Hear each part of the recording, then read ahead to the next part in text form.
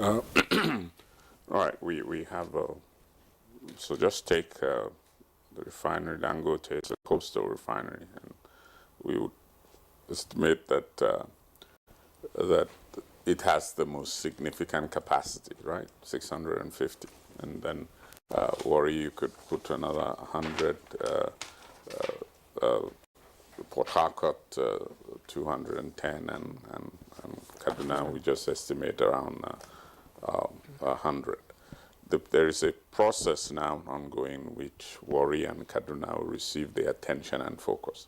But you raise a good point. The infrastructure that connects, because these refineries were supposed to be connected and interwoven. If you look at someone's talking, he was talking about system 2E, there's system 2B and 2C and so on. Those were part of the general infrastructure associated with the refineries. We have to be aware that in order for you to have what we would call an open and unconstrained market, you need the infrastructure to function properly. Now, obviously, crude used to go from Warri through a crude pipeline. Okay, first from the Escravos, it would go the Escravos to Warri, and from Warri now you take the crude to Kaduna, where it is refined. I do not know the state of that infrastructure. So we must make sure we understand that a provision needs to be made for rehabilitating the infrastructure. So before we're talking about price stability or prices going down, etc., the infrastructure that enables the free flow of those petroleum products, we need to look at it.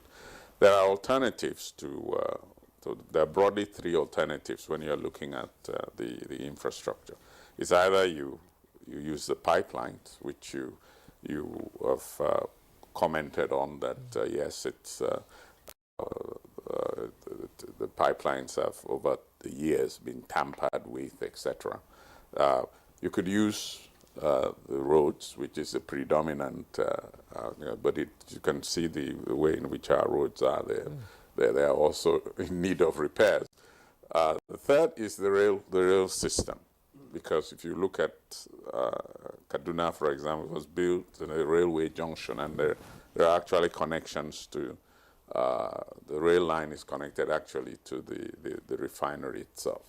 But whether those bridges on the rail system can sustain or be able to take the heavy traffic, etc., those things have to be looked at by technical experts who would ascertain whether we can revisit that means of transportation. Part of energy security is to have a robust infrastructure with some level of redundancy.